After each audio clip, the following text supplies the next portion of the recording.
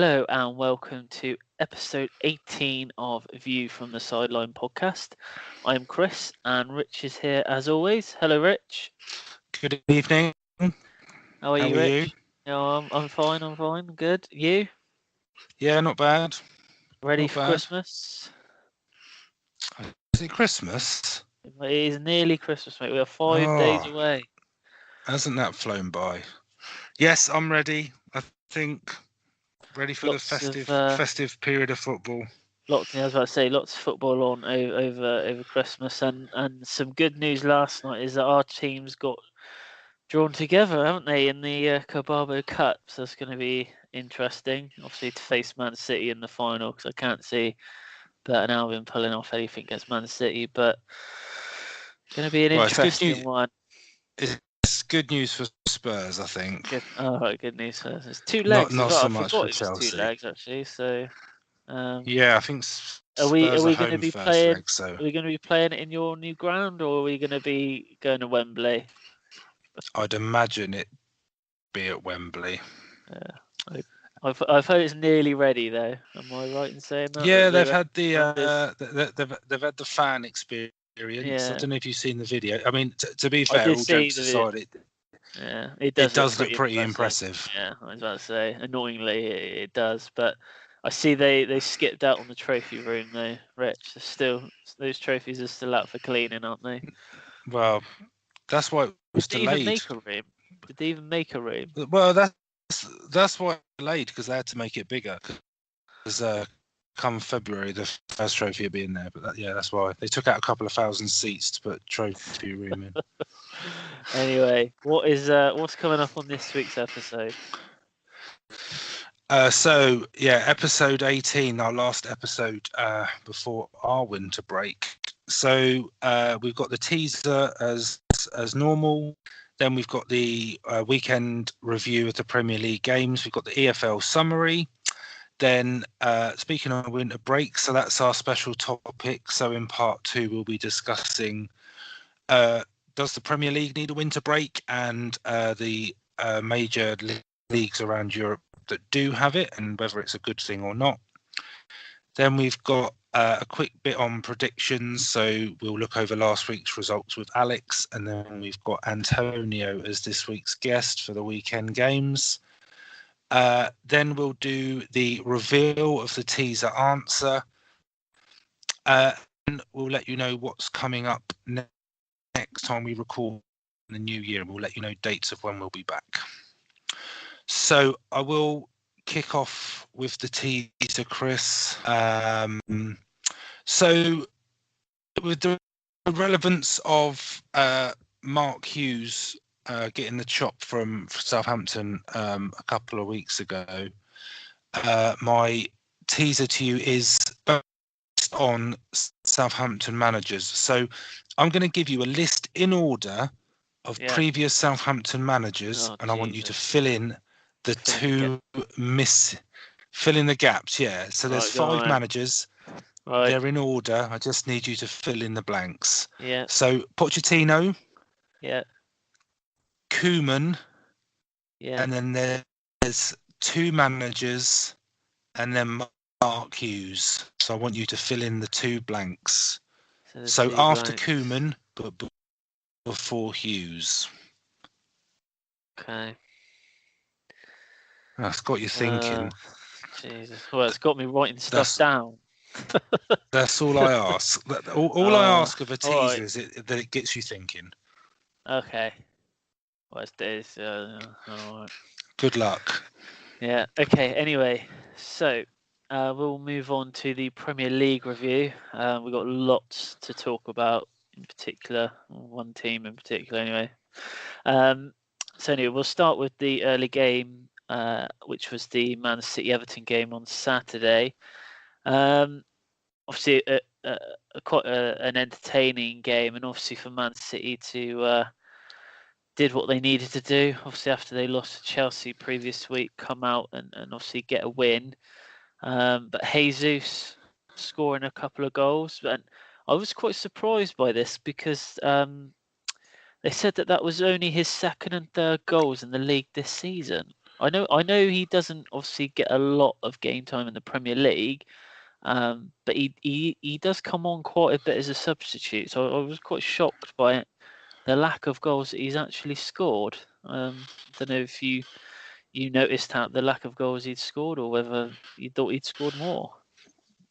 Well, I know he's been getting a bit of bad press lately, for his lack of goals. So yeah, you're right. I think he's probably played more of a part in sort of maybe some of the lesser meaning Champions League games and Yeah. sort of League Cup things like that. I mean, I rate him. I think he's a good player. One thing that slightly annoyed me, but I guess it's just how fans react. But I'll say it anyway. Go on But a lot of headlines and a lot of sort of comments from City fans and some of the press afterwards were about how he's finally found his form, and he will get his season back on track. Now, don't get me wrong, he's a good player, Yeah. and I think he will do. Let's see, he will score goals, but what I find slightly frustrating is 1 week in the press and by the fans, he's getting slated for his lack of goals. He's not performing how he should be, etc., etc. Then he scores a couple of goals, and then suddenly he's the best thing ever again. And I know it might be a bit fickle from fans. No. Maybe that's just the way football is. But I just kind of think, give the guy a bit of a break. I mean, City are winning. He's playing. City will get goals from all over the place. So he's not necessarily going to get you 20, 25 goals a season. But now suddenly that he's got a couple against Everton, now suddenly he's like the saviour. He's going to go on and... So, obviously, when they played Chelsea weekend before, he didn't start. They started with Sterling. Well, they started with kind of a false 9 formation. They were Sterling. Yeah, but that's my point. When he came on against Chelsea, he got criticised. Yeah. For some of the chances that he missed and the way he played, but he's not going to be perfect every game. No, I think that's my point. So he now scores 2 goals and suddenly he's the best thing ever. Yeah, but I think the problem for him is that when you've got someone like Aguero, and City do only tend to play with the one out and out striker, it is going to be hard for him to break through. I think he's found that difficult. I think he's been there for a couple of seasons now, and I don't think it's very rarely, if Aguero's fit, that Jesus would be picked over him. But he's only 20. He's only 21. Yeah, he's young. I mean, it's not as if he's sort of... I don't even think he's at his peak, to be honest. I mean, I think apart from the weekend, I think the only goals he's got this season is in the Champions League, but he did get a hat-trick against Shakhtar when they won 6-0. But maybe if he just gets more of a consistent run in the team, maybe. I think Aguero's only one season after this one, and then I think it's maybe just one season left, and I think because Aguero's already said when his contract's up, he's leaving, isn't he? So maybe just holds on and just But I think if you look at City's next, I mean, obviously they play a lot of games over Christmas, so I think he probably will get some time. But they've got Palace at home, Leicester away, then Saints away. So I'd imagine he'll get some. Well, then they've got Liverpool at home after that. Yeah, exactly. But I mean, the next 3 games on paper, they're more than winnable for City. So yeah, you'd think he'd get some game time. But I'm not slating him. He scored 2, City 1. I mean, relatively comfortably, really. I mean, I think when Everton got the goal, it was probably 2-1's a bit dangerous, isn't it? But I mean, they scored sort of 5 minutes later, and then 3-1 is sort of game over with 20 minutes to go. But I didn't really expect any other result, really. No, I don't. Everton's still a bit inconsistent.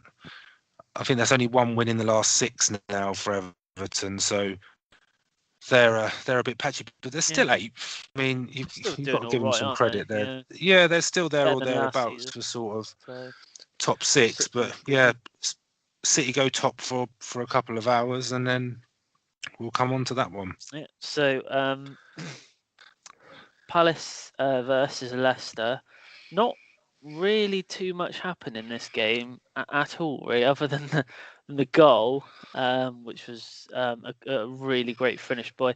I'm going to really murder this guy's name now, Milanojevic. I think that's how That you would do. say it. That would do for Um, me. but what I found interesting was this Milo. Oh my God, Oh, you've ruined it Milanojevic. now. Yeah, I Just should just get. just say the Right, is goal it? scorer. Yeah, the goal scorer M. He's got 16 goals since his debut in 2017. That's not too bad for. He's kind of a defensive midfielder as well. So I know he Yeah, takes a lot but of penalties. La la la. yeah, I But was going to say I take a bit of a shine off that. He is their penalty yeah, taker, and but they do get a hell of a lot of penalties. considering Palace. Palace, they don't score many goals. I thought that was quite interesting, really. But that made me think that he's probably in the last sort of 2 seasons, 1.5 seasons, he's probably their top scorer. I should have checked, but I couldn't think of Yeah, anything. he probably is. I mean, Zaha's I probably don't know scored how a many few, Zaha's but got. I think Benteke's got one. because he was out, wasn't he? He didn't play the weekend, did he, Zaha? Because I saw him in the crowd. But uh, Yeah, I don't know. He's in and out a lot lately. But I think that I think it's a good win for Palace. I think yeah, Leicester have showed a bit more of their old form recently. Um, it was their second defeat on the bounce. I mean, obviously they lost last week to it, Spurs, yeah, but they didn't play that bad. They didn't play bad. I just don't think no. that. But I think You that's know, I the way the think game was, it was quite a slow game. I just don't think it was hard for them. I don't think it was ever going to sort of be a hugely exciting game unless there was a lot of goals. But I, th- uh, I mean, that sort of gives Palace a bit more of a buffer from the relegation zone. I mean, I don't think Yeah, they're out of it at all. That they're only 3 points ahead of Burnley in 18th, so they're not out of it yet. But you can't criticise them for a clean sheet for Palace, which is a bit more of a rarity, I think. definitely. Yeah, Their goals against this season hasn't been great, but it's just Leicester again, really, for me. They're a bit hot and cold, really. They'll play really well. I mean, they held City midweek, didn't they, in the League Cup quarter yeah. final? They lost Went to to penalties. Brighton. Yeah, I know neither team sort of had their first 11 out, but yeah, it was just a good win for Palace, really. I don't think there's anything out of the ordinary that agreed. happened in the match. Palace just probably slightly deserved it. Cool. So, Huddersfield, Newcastle. A few decisions in this one. I think I, the Lascelles challenge. I thought that should have been a sending off. The referee gave him a yellow card, but for me, it was quite a high tackle. And I think if VAR was there, I think he would have been sent off. So I think he can count himself quite lucky, to be honest with you. But obviously, Newcastle then get the goal from Rondon. It was a good build up from Newcastle. Um, I have to say this though, Huddersfield at times they are quite enjoyable to watch. The I way think that they they build up, the way they build the ball up. I think they play Yeah, good football. I yeah, really do. But sometimes I think that's almost their downfall because yeah, they're well, I don't want to say more than likely, but because if they're in a relegation battle, you kind of just want them. Well, no, you don't want them to. You almost expect them to just scrap for a yeah, point. Do you know what I mean? Every point yeah. is like very valuable, but they actually play. I don't think we should sound surprised really, because I think they No, always have. You just maybe don't notice it as much. But I think they try and win the game, which I think is a good thing. But maybe they sort of lose too it's many probably yeah, it is than probably they down. win. It But is probably their downfall. But I was just sat there watching it on Saturday, and I think for the past couple of Saturdays, I just thought they actually play good football. I think maybe this is going to sound bad, but maybe if they had a better striker, I think that some of these games that they've lost, they probably could have got a draw out of, or maybe even won the game. Okay, so we'll move on to the Tottenham Burnley game. I'm just gonna let you talk about this one, really, Rich, because I've written down something along the lines of one word, lucky. Phil, How very, I just put lucky down. how very dare you? Mate, So it was not the best game I've ever watched in my life, no, to be honest. absolutely, And it's it wasn't. typical. I was sat there on Saturday with my dad, and I had the Sky Sports was on, and it was like the 92nd minute, and we both said literally at the same time, I bet you they end up scoring. And then what happened? Yeah, but you don't get Scored. extra points for playing in exciting games, do I'm not you? saying that. I'm just saying I mean, I, you've had the luck of the draw a no, couple no, no, times no, no, this no, season. no, no, no. It's not luck. So for me, there's a few things. So I'm going to give Burnley credit where it's due. If if you're a Burnley fan, or if that had gone the other way, if it was 0-0, the longer the game went on and Spurs hadn't scored, you almost become acceptance of the fact that you're going to get a point. So with sort of 5 minutes to go, you think, well, I'd rather it end 0-0 than lose 1-0. So from a Burnley point of view, you've got to feel sorry for them because they played really well.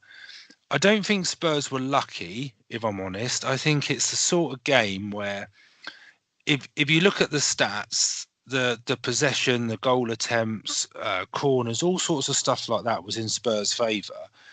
Only 3 shots on target, but I don't think that's necessarily from bad play. I think it's because Burnley defended so well, and I think they defended from the front of the pitch to the back of the pitch. But for me, the most encouraging thing from a Spurs point of view is a couple of years ago, that would have been a game that we would have drawn or we would have lost. But they seem to be in a place now where they're grinding out these results, even though they're not playing well. Yeah, I mean, it's now Spurs' best ever start to a Premier League season.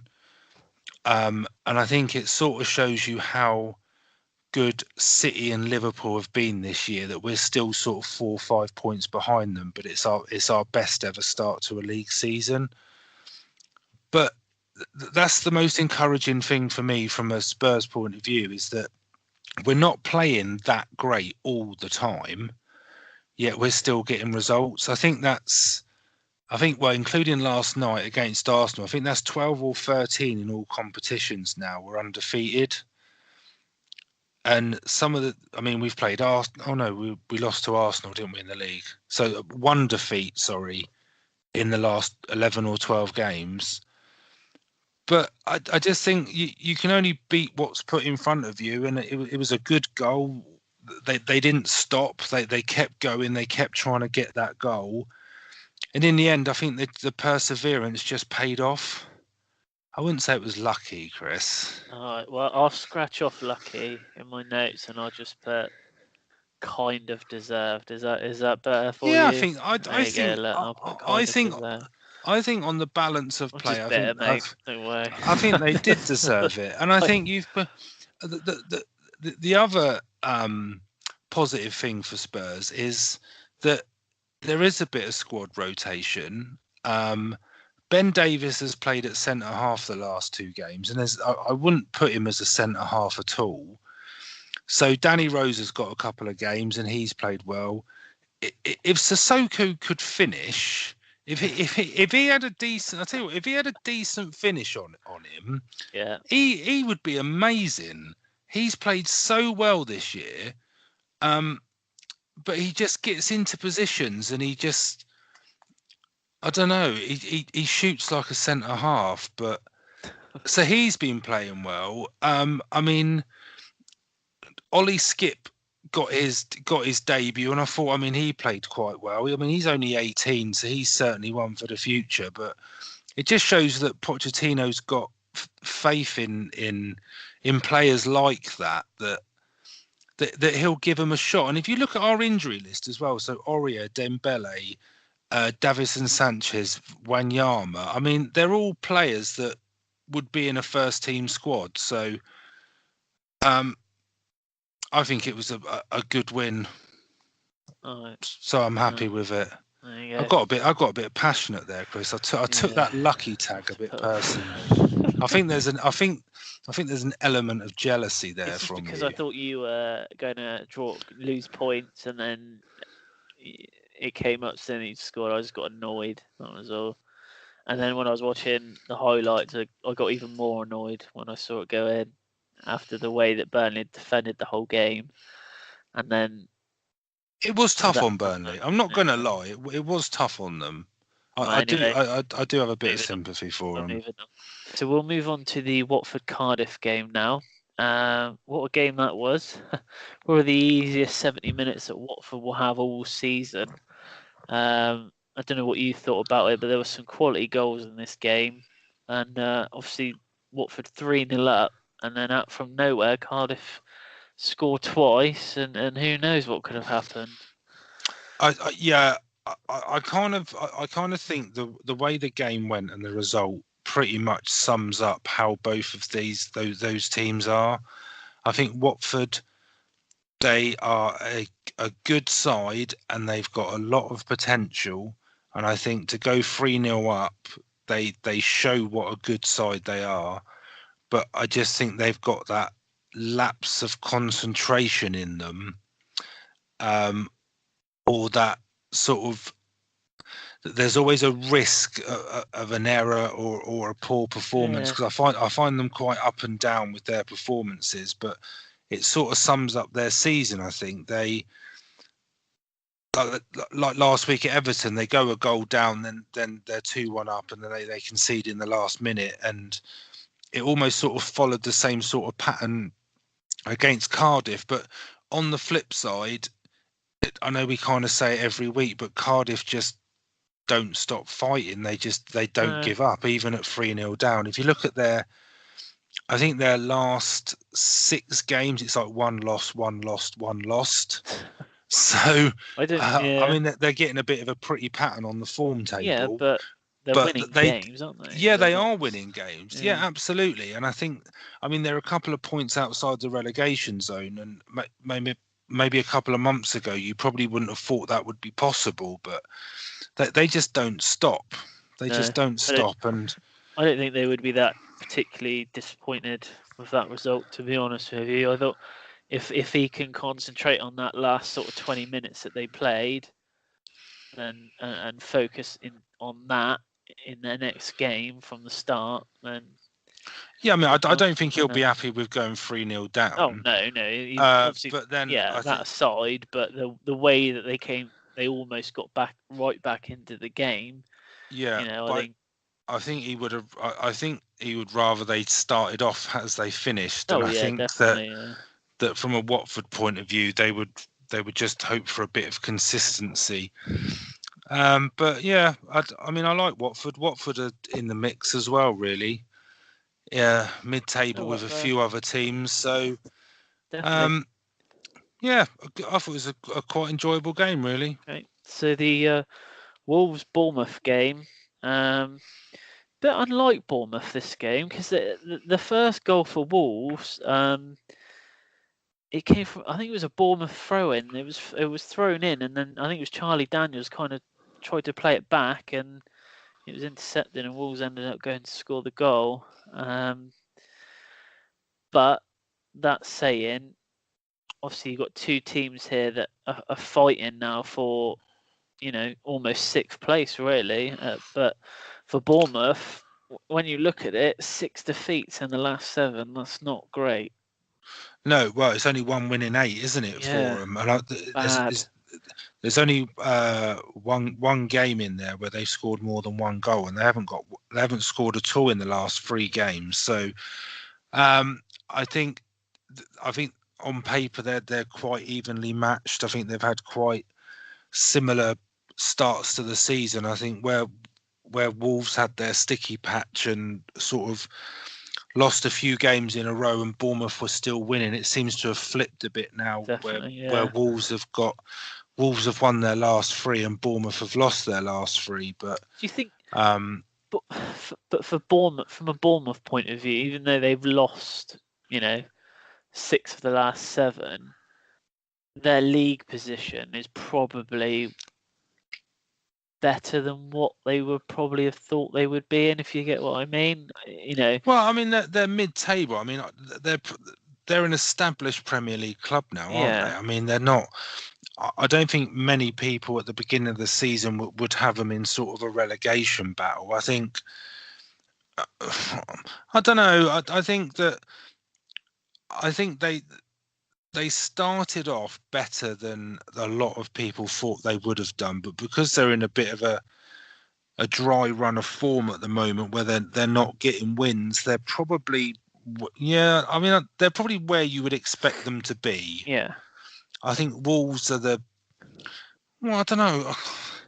The I'm going thing to is with contradict. Wolves, I'm going to contradict myself here because no, Bournemouth are only 2 points behind Wolves. yeah, they're not. Like I said, So they're both in the similar positions, aren't they? They're both yeah, I think going to be fighting for a top half finish, aren't they? if results went their way, I think Bournemouth could move up to 6th, like in the space of one round of games. So yeah, I don't know. I mean, It's going to be an interesting Christmas for those sorts of teams, those mid-table teams where they're quite clumped together, like you said, from 6th. I think it's from 6th to like 10th. There is only about 4 or 5 points in it.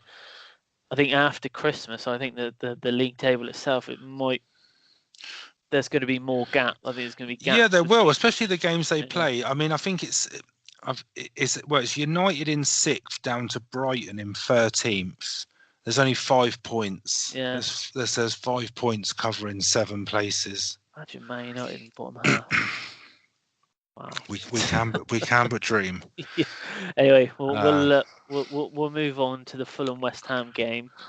I don't think anyone would have been surprised by this result. I think West Ham they have been in some great form recently, and they are scoring a lot of goals at the moment as well. And Well, they're you another kind of team right in that mix. yeah, they They are started off right well, in didn't that they? mix. In this I game, mean, with obviously fi- Snodgrass putting them in front. 5 of their last 7, West Ham have won. And then, I mean, last week that was his first goal for West Ham, wasn't it? Snodgrass last week, and then Yeah. he gets one the following week. They're on fire at the moment, West Ham. I mean, credit where it's due. They're playing some really really attractive sort of attacking football. I mean, from a match point of view, I think Fulham probably had the better of it. I think I did hear Ranieri say that they just didn't take their Well, this is chances, what it but is. They had West Ham yeah. did, and that was West the Ham were difference. just clinical in front of goal, whereas Fulham they could have easily got back into this game if they would have converted half the chances that they had. They probably would have ended up winning this game, but it's the finishing that's let them down, and the defending again for the I think it was the second goal. The defender Ream again. He goes basically. You've got 2 Fulham defenders in the box, 2 West Ham attackers, and 2 of the Fulham defenders have gone for the same bloke. Left the guy on the back post on Mark Antonio, and he's taken it down well and finished it. I think Fulham are in trouble. I think they are in trouble. I hate to Well, say it, but I I think thought Ranieri might have done something. I don't He's think it easily. matters who you put in there. I Yeah, think they need to do something at the back. I think it's about well, it's not far off 2.5 goals a game they're letting in Fulham, and they're 3 points from safety at the moment. But if you look at the teams sort of directly above them, I mean they're 5 points behind Cardiff, but you've got Saints, Burnley, and Huddersfield. They're all teams that look like they're going to pick points up. And I think they're just going to get further and further away from Fulham unless they start winning. I think you're definitely right.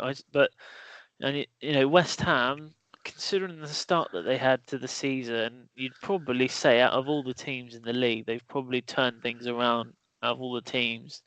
Yeah, absolutely. I think they're Best. playing really well Yeah. at the moment. They're playing really well. Something sparked their season off about 4 weeks ago, and they've not disappointed their fans. Anyway, we'll No. move on to Sunday's games, and the first one, well, it was two at the same time, but we'll start with the Brighton Chelsea game. Right, where do I start here? So, first half. I've got lucky written down. Yeah, this is kind of different though because If you want they to were a bit more dominant than what Tottenham were. It's if you want Burnley. to expand on that. You've not got lucky written down. I know you wouldn't have written that down. Anyway, first half for Chelsea, picked up where they left off against Man City the week before. Hazard again had a great game, and he seemed to me he's at the moment the best player in the Premier League. Some might say different, but I think we'll say different or agree. I don't think he's the best in the Premier League at the moment. At this point in time, but he's been out for a while. I mean, I don't. You can't say he's the best player in the Premier League based on like 2 performances. Did he play against City? Yeah, he played against City. And he came on as a sub last night. That's a bold statement, Chris. I would disagree. I wouldn't really look into too much last night, to be honest, with squad selection. But this is where the problem was. The first half, brilliant. Second half, it went to pot again. I don't know what happened. We turned into Conte Chelsea again. We just sat back too much. Brighton made the changes. They took Murray off, brought that Andone on. He changed the game. They couldn't, for some reason, they just couldn't deal with the attacks that Brighton were putting on. And I knew for a fact it was only a matter of time before they got an equaliser. They did. Kind of got a little bit better after that, but there were still some shaky moments. You didn't have a shot on goal in the whole of the second half. I told you, it was like, I know they had a 2-0 cushion, but if they would have just carried on playing the way they played that first half, we probably would have ended up winning that 3 or 4-0. But because they just came out, they sat back, they let Brighton attack. Brighton changed a few things tactically, and it was just watching like 7 players trying to defend who didn't actually know how to defend. I just don't know how we can go from being so solid in the first half to then that. It just baffled me. And I told you, Chris, they were lucky. And then last night, it was the complete opposite again. We completely dominated that game last night in the League Cup. Didn't sit back once. Bournemouth had their chances, but that's fine. But we didn't just sit back on at all. Went after the game from start to finish. I know we ended up winning 1-0, but we showed. It just annoyed me on Sunday how. I kind of think it's a bit similar to Spurs though, because even though you're not playing great, you're still winning. Yeah, but I think the whole. I thought we got over the. The City game was a great example of when you play Man City, you don't have to just defend; you can attack the ball. And when but it's based on the opponents as well, though, isn't it? Yeah, I mean, I know. I think you play a certain way against City, and you beat them, but you won't go to Brighton with the same mindset that you've got to stifle them. And it's not that; it's just the fact that it was like Jekyll and Hyde. It was just such a strange.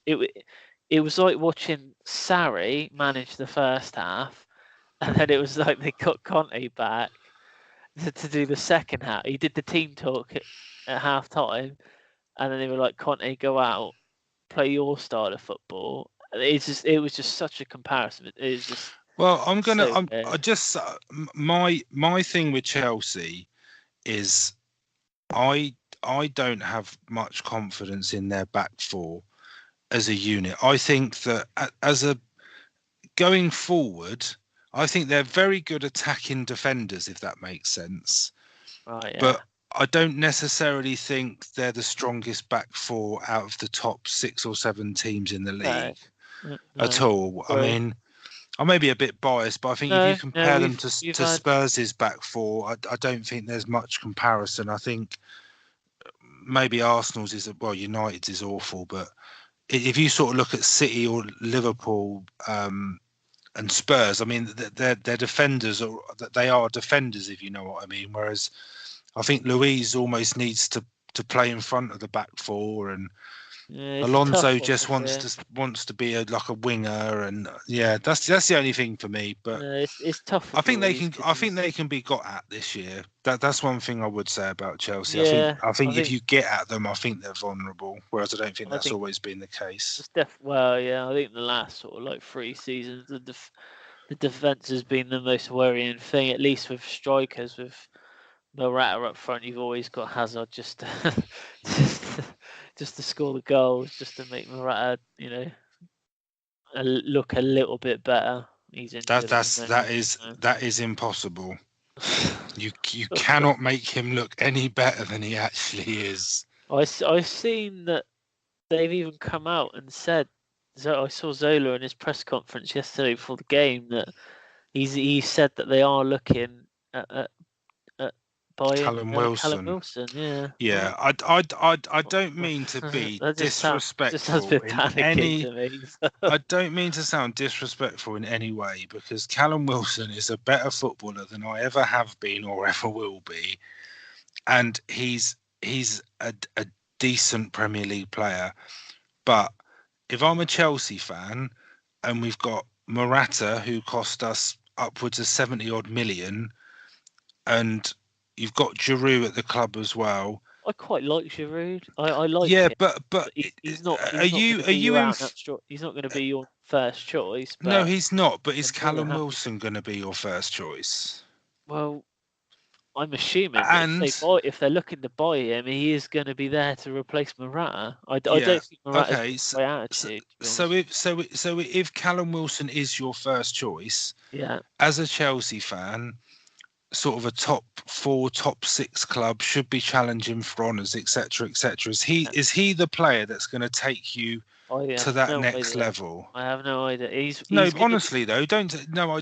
no, He's no, no. not. He's not going to. It's hard to say. He's not going to make the fans think, oh my God, we're getting a 20, 25 goal a season striker. But if you play him with the sort of quality that Chelsea have compared to Bournemouth, he might. He probably is going to get better. He's still young here. I think he's like 25, 26. I think Yeah, but then the I only think worrying thing is why do the Liverpool go and injuries.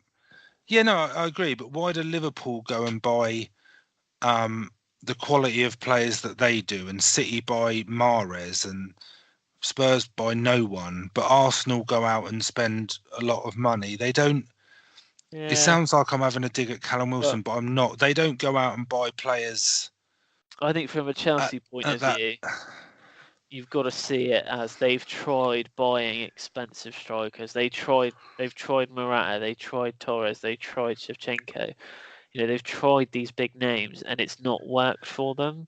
The better players that they've signed up front, Costa cost us like 30 million, Drogba cost us less than that. And they're probably two of the best strikers that we've had in the last 15 years. Well, but I mean, what's he going to go for realistically? Who? If you buy him, Callum Wilson, 15 million? How much is he going to cost? Yeah, 15, Well, 20. they're saying around 2025, aren't they? Hmm. That's what I'm saying.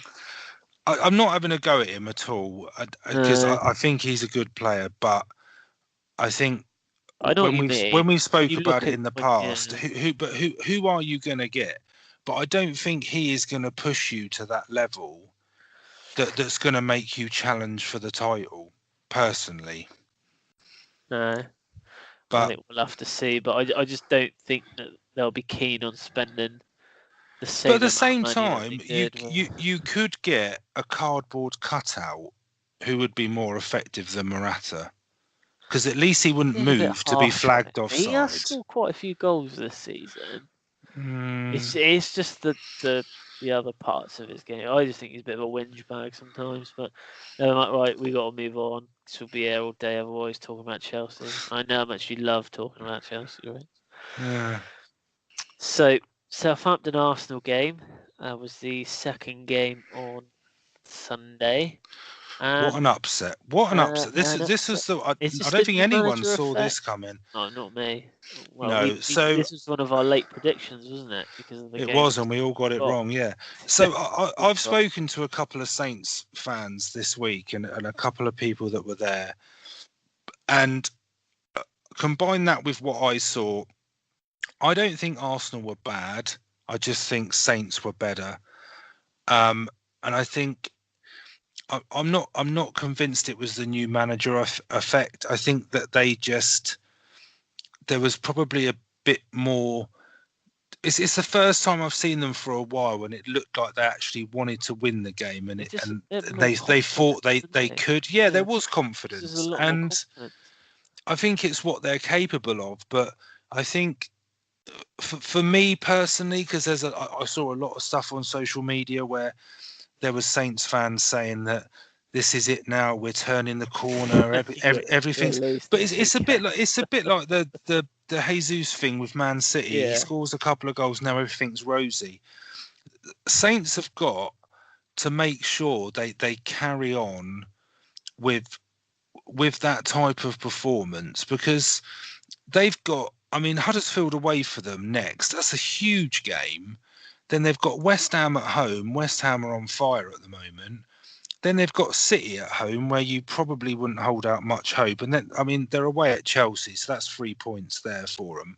Chelsea. Yeah, But yeah, they've got three really tricky games coming up, so they've got to make sure they carry that momentum, because I don't necessarily buy into this.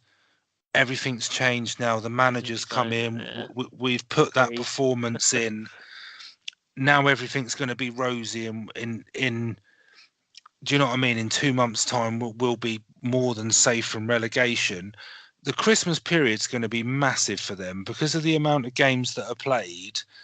They could find themselves either safe from relegation and in a But much better position, yeah, or it could go. further It in could it. easily Yeah, go the other way, because they've got 3 games there that that. game this weekend is a big one for them. I But think. honestly, would you say, personally, I think if you've got Huddersfield away, West Ham at home, City at home, they could conceivably lose all 3 of those, and I don't think it would be Quite much of easily. a surprise, Well, it depends what because team they're turns playing out. 3 good Yeah, sides. if it's the confident team that was there against Arsenal, they could probably win 2 of those games out of the 3. But it just depends. And to be honest with you, I don't think Arsenal is their defence again really that's let them down. I don't think much needs to change going forward. But I think No, but probably looking at that, I don't it think was last night. I know there was a few changes, but the Spurs game last night, it was Arsenal's defence yeah. that there were the holes you could drive a double-decker bus through. Did Koscielny play last night? No, I don't think he did. Because he's just come back, hasn't he? I Yeah, saw. well, Yeah. I think the Saints game was his first game back. No, he Yeah. didn't. No, he didn't play last night. I didn't think he did. No. But But yeah, yeah, credit again. well It's my theme deserved. theme First for half. tonight. Credit where it's due. Some great headed goals. Yeah. Leno was at fault for Saints' third. So the third one, It's you I mean, if you're going to come out like that, you've got to make need sure to you make get sure you something get. on the ball. Yeah. But that doesn't take away from the performance, and I think Saints played well. They deserved it, but Yeah. we'll wait and see Big game. what Yeah, happens. there's some big games this weekend. There I'm is. quite looking forward to it. So, right, we're going to go on to the Liverpool Man United game. We'll just get the game out of the way, and then it's probably one big talking point off Well, the back I of it. think you can combine that. To be honest, Chris, Well, I'll give you my summary go on then. of that game. I haven't seen United play that badly for a long time, and admittedly, both Shaqiri's goals were deflected. Yeah. And there's a lot of United fans that are saying they were lucky goals, if they hadn't No. got deflected, etc. But I think either way, Liverpool would have ended up winning yeah, that they shot would have done. deflection, or If they would that have was 1-1, there's no way United would have held on. They No. offered absolutely nothing. Lukaku just he became more non-existent the more the game went on. Like literally, like he could not be bothered. And that's so disappointing because I really rate him. He had such a good World Cup for What Belgium. He's about got so much potential. Liverpool thoroughly deserved it. what And I about the think that £100 million player that was sitting on the bench for the whole game? I think that's how do I word that? I don't think it's relevant while Mourinho was still in charge because he was not going to play him. No. So Should he I have played think him? probably not. I don't think he would have made much of a difference because Pogba is not playing anywhere near his potential I just don't think while Pogba's that Mourinho bothered. was there. No, I no, just don't I think he's that think bothered. When he's playing football, he just doesn't look like he cares that much. I don't think I he does at the moment. I think he's do you think it's almost going to change? yeah. I absolutely do, and I think Solskjaer has already come out and said that you'd be crazy not to build your team around Pogba. I think there's an element of almost like Berbatov with Pogba that Yeah. it looks like he doesn't really care. But if you look at some of his performances, I think Everton away last season, I think it's probably the best game he's played in a United shirt. Yeah. He was unbelievable.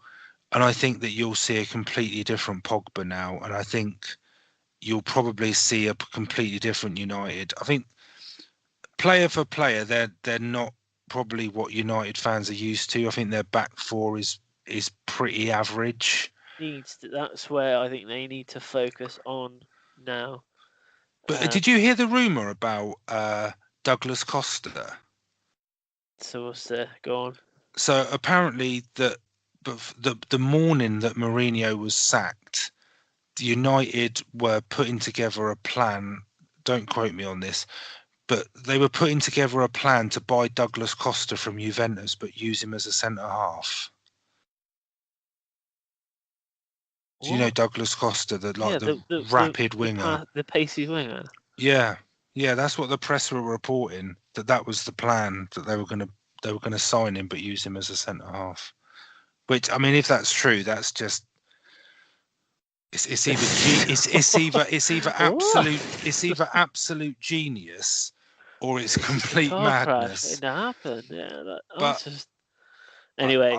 I'm not surprised he got sacked, to be honest, No, because I I think can't see them doing I couldn't see them doing anything differently while he was in charge.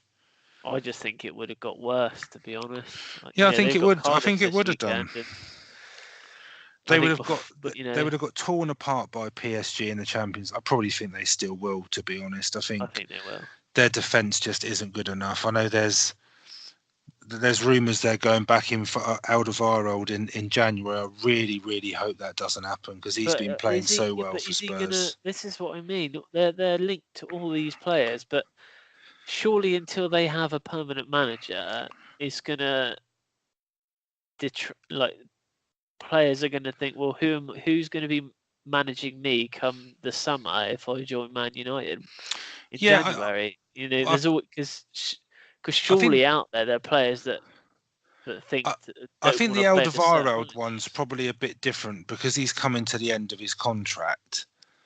I think his is probably a bit Yeah, different. But if you're talking about United going out spending a hell of a lot of money, I don't think the club would want them to do it I don't think they're going to spend until anything they've in got January. no, until they've got a permanent manager in place. I think they've almost written this season off.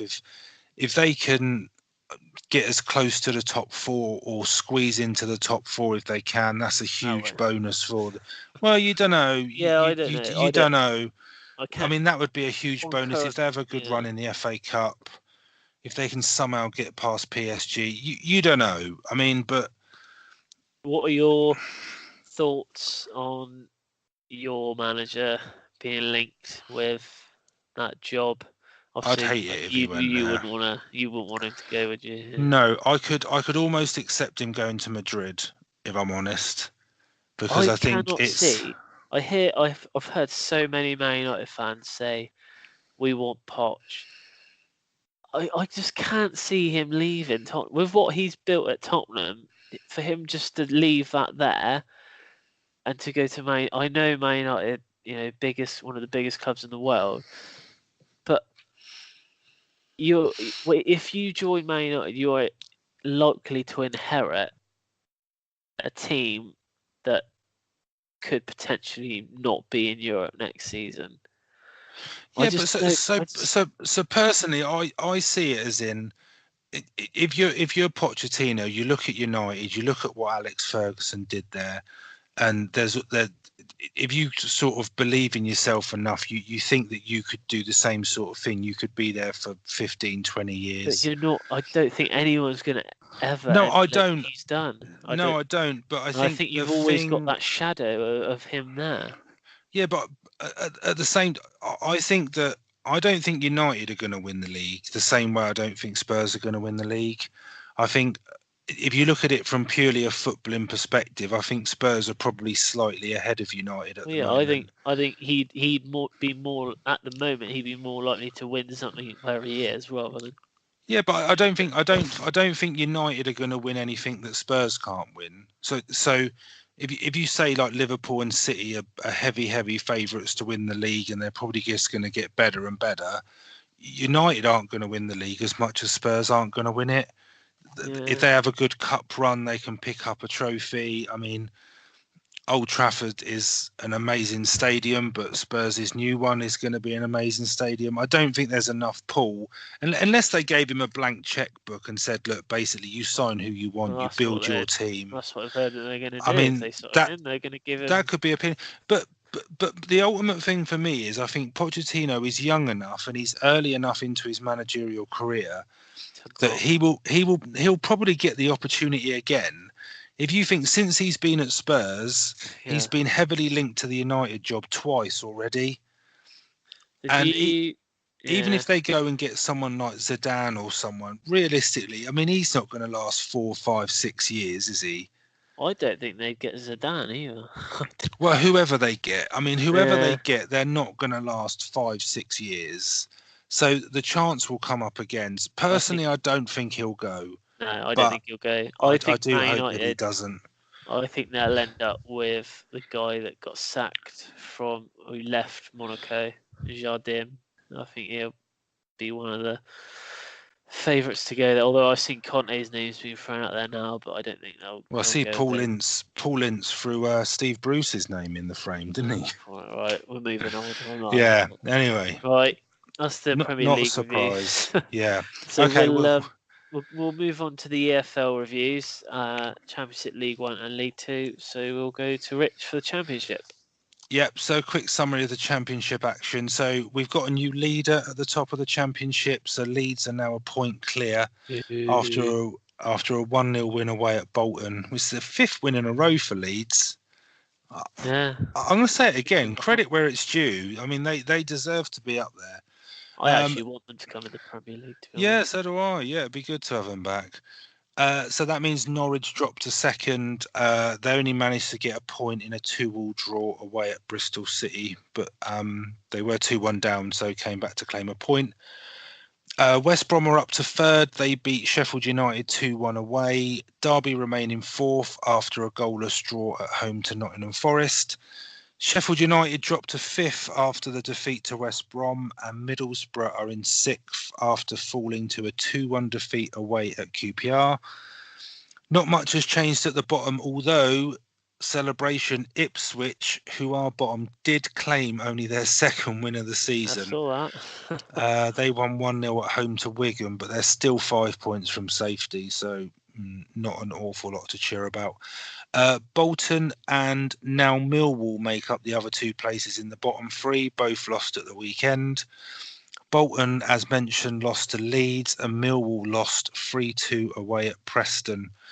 So the bottom two's pretty solid at the moment with Ipswich and Bolton, but Millwall have dropped into the bottom three now. And the top just keeps changing. I think it literally changes by kick-off time. So League One, Portsmouth are still top, but the gap's only 4 points now after they only got a 1-1 draw away at Barnsley.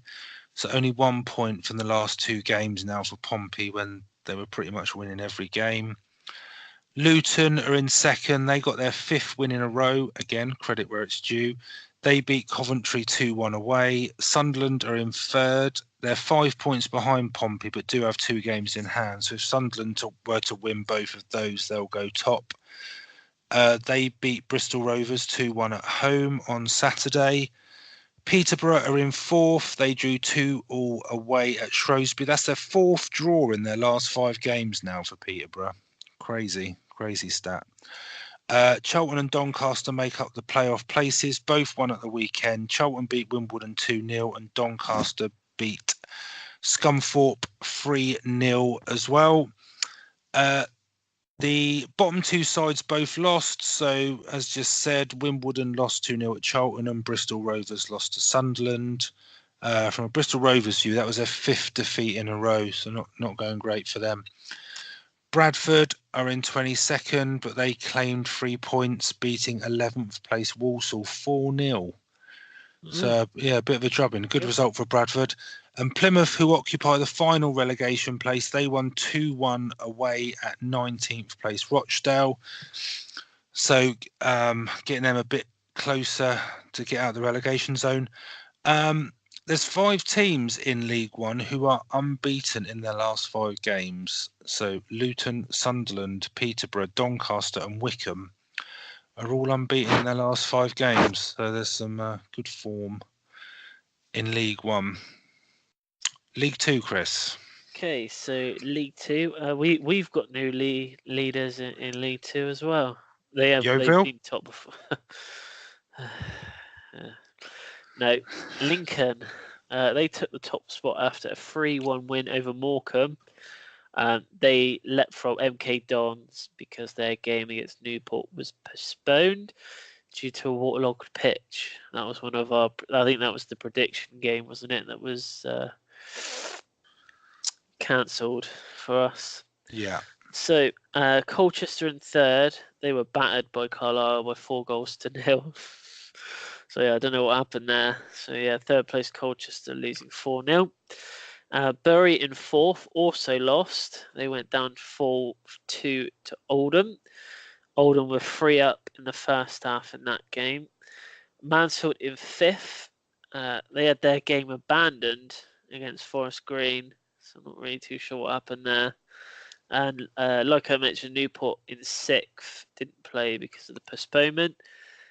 Exeter have crept into the playoffs in 7th after their first win in the league since October. They beat Crewe. That's crazy, isn't it? Their last game they won was the 13th of October, and one win has put them into the playoffs. That's crazy. Just shows how tight the league is there. Yeah. And then at the bottom, Macclesfield remain bottom, but they actually picked up a win against Crawley. They won 2-0, and now they're only 4 points off safety now. So they were 8 points a couple of weeks ago. So that's the Sol Campbell effect, mate. He's come in, he's sorted it out. Legend. Notts County remains second from bottom. They also won. They beat Tranmere 3-2. So good day for the 2 teams at the bottom. And in fact, only one of the bottom 7 teams failed to pick up a point this weekend. So it was a good weekend for the teams at the bottom. Including Yeovil got a 0-0, I believe. 0-0, with 0-0. So not too bad, but times are hard when a 0-0's a good result. Well, yeah, I don't know if you've seen, but the assistant manager left last week, Terry Skiverton. He's been player, assistant manager, assistant manager, temporary manager, caretaker manager. He's done a lot, mate. Sad to see him go, actually. So he's gone on to something different now. So I think it's only a matter of time before the manager goes, if I'm telling you. Has he gone to work with you at Screwfix? Is he just jumped over the road to go and work at Screwfix? One day he rocked up like an old face, like, I'm the new guy. Hello, Terence. You have to show him where the canteen is. Yeah. This is where I make my coffee.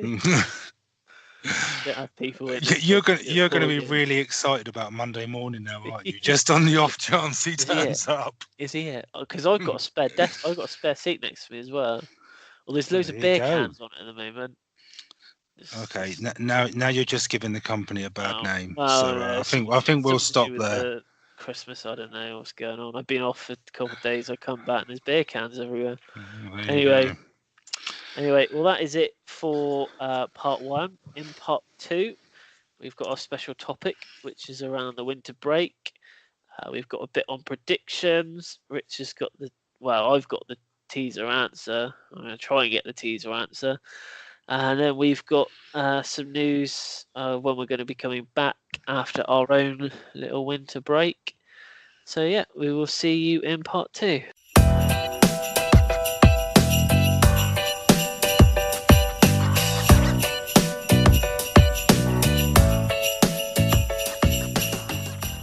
Hello and welcome back to part 2 of View from the Sideline.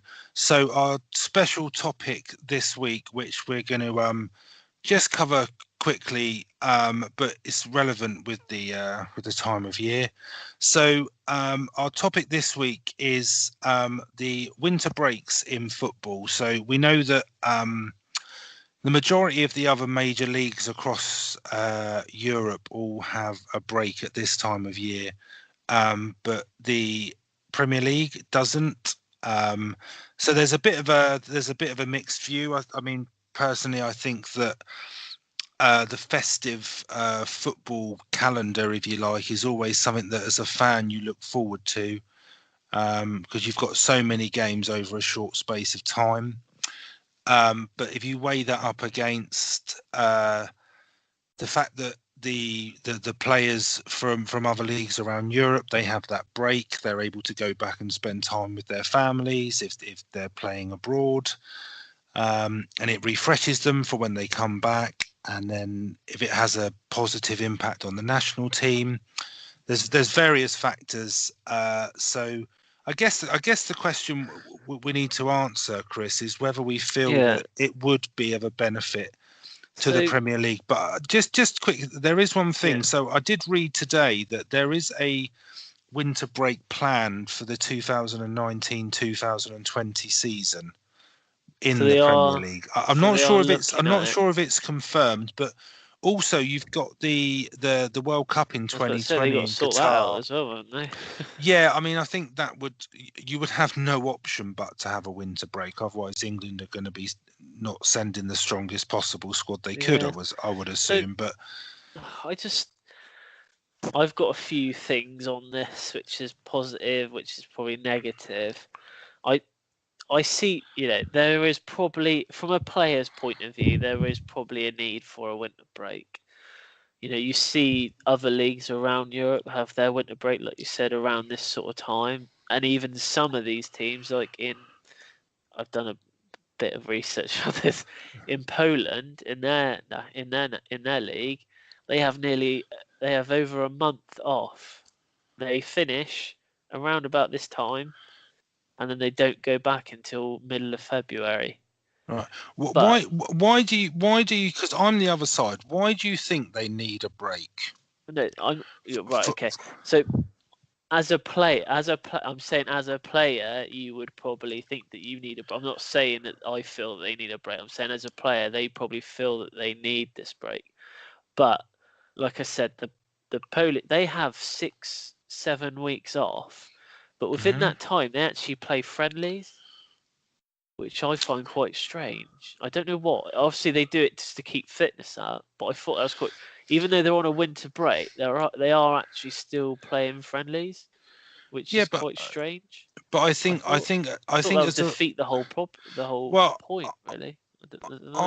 I do think so. If you take the Bundesliga, for example, I think they have just over 3 weeks. Yeah. But I think as a professional footballer, if you've been playing football as intensely as you have from the start of the season up until sort of mid-December, or like towards the end of December, if you then have 3 weeks off, And I don't know to what extent they train or anything like that. I know obviously they don't play matches, but I think you almost lose that sharpness. Yeah. And yeah, as a player, I think it's human nature to say, look, you'd like a couple of weeks off over Christmas, but I don't agree with the fact that it helps the national team or the players burn out, because the No. way the way squads are these days, there's so much opportunity to rotate squads. I mean, if you look at the top 6 teams in the Premier League for the next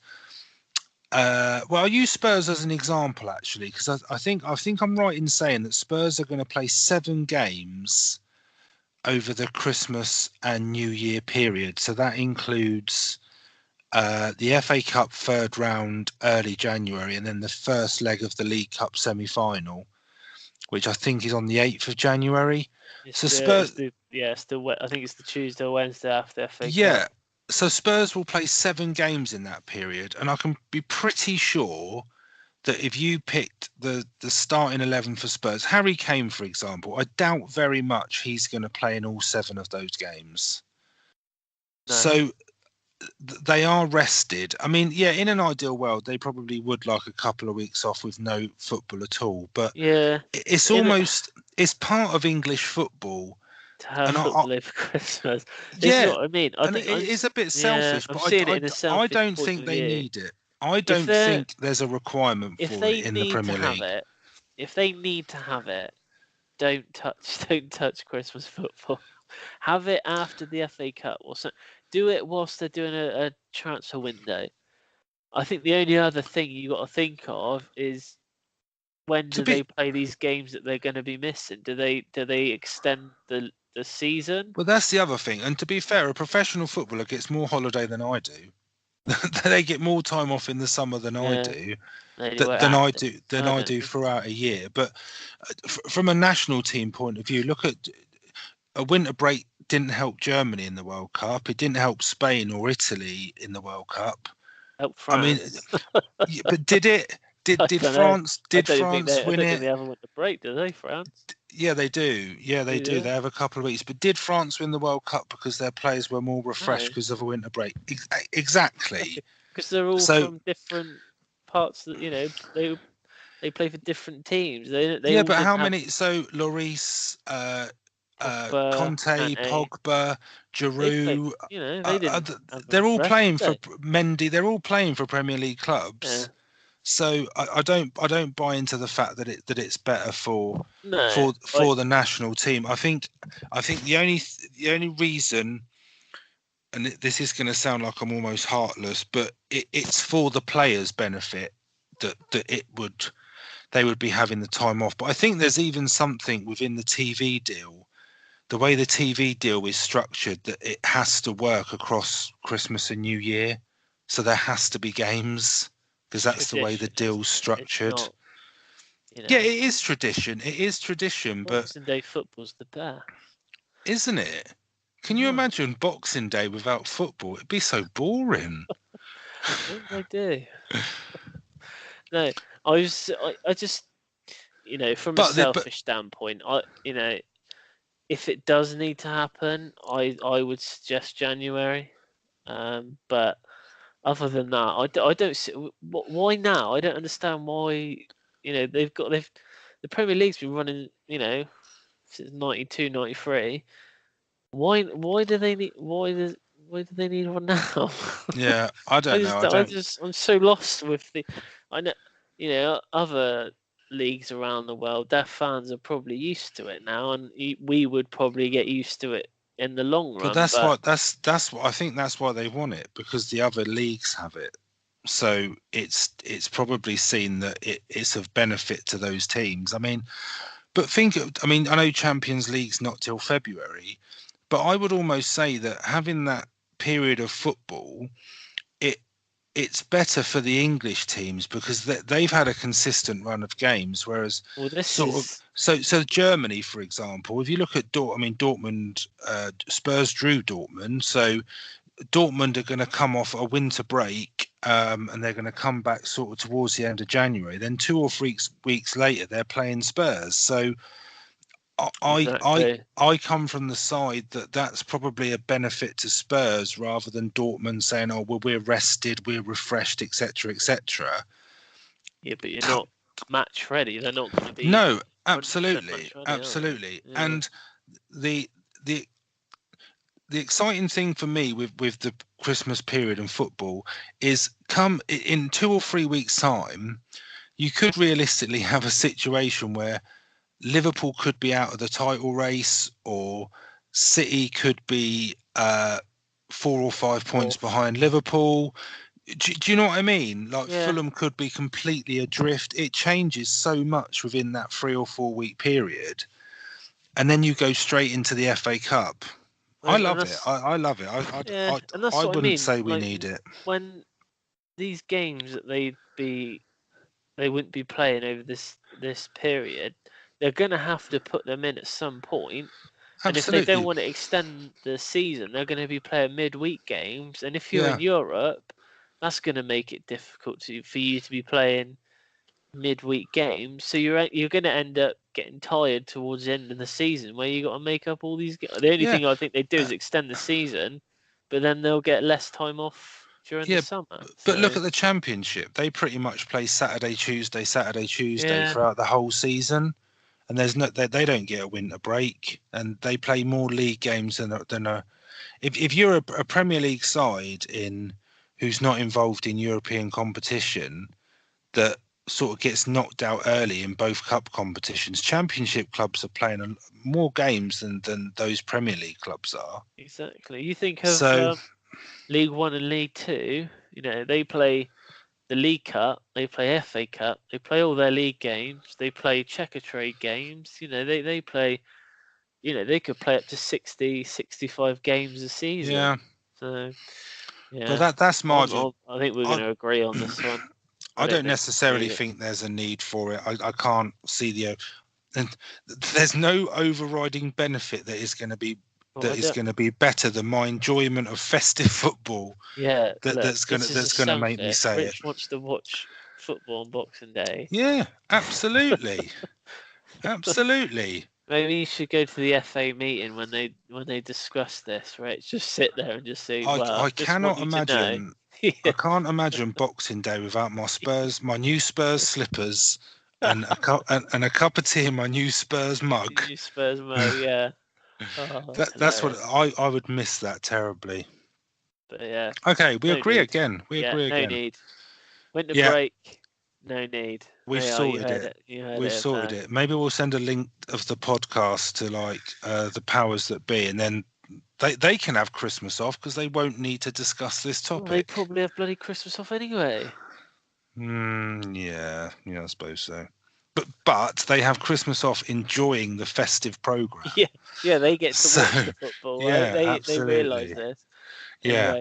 Anyway, well, Okay, so yeah, we'll move on. So that was this week's special topic, cut down a bit, but solved. We've solved the crisis. So there you go. we'll just touch on predictions slightly. So last week we had Alex as our guest predictor. It was a week to forget for pretty much Everyone. Yeah. all of us. Chris came out on top with a whopping 10 points. Myself and Alex only got 5. As we mentioned earlier, the Saints game was put in as a late replacement, and we all went for a Arsenal win. But yeah, they didn't win. So we've got Antonio as the guest predictor this week. So we've got 6 games from the weekend's action. So once those matches are completed, we will put the results out. Obviously, as we've been speaking about, there's a lot of football over the next couple of weeks, but we won't be recording the podcast, but we're still carrying on with predictions. So we'll still be publishing them online. It's crazy, isn't it? There's like 5, isn't it? Like 5 or 6 lots of predictions between now and when potentially we're coming back. Yeah, something Crazy, like isn't that. So at the moment we've got this weekend, and then we've got Boxing Days ready to go. But we'll be publishing them and updating the table, etc. all over Christmas. So we'll have them covered. We're not going to stop just because we're not recording. But no change in the table. Jamie's still top, so there's still time. There's still time to see if you can beat his score. So that's it on predictions. Cool. Teaser Teaser, answer. yeah, teaser. So fill in the blanks, Chris, if you So, can. I think I know this. I've written them down. I think they both begin with a P, and I think one of them was Claude Piot, and the other one was Pellegrini. Pellegrini. Pellegrini. I said it wrong. I don't know if I should take your first answer because Pellegrini is currently the West Ham manager, but it wasn't him. Yeah, It I was know it's not him. It's Pellegrino. Pellegrino. Do I give you that? I don't know. Yeah, it's Christmas. You can have that.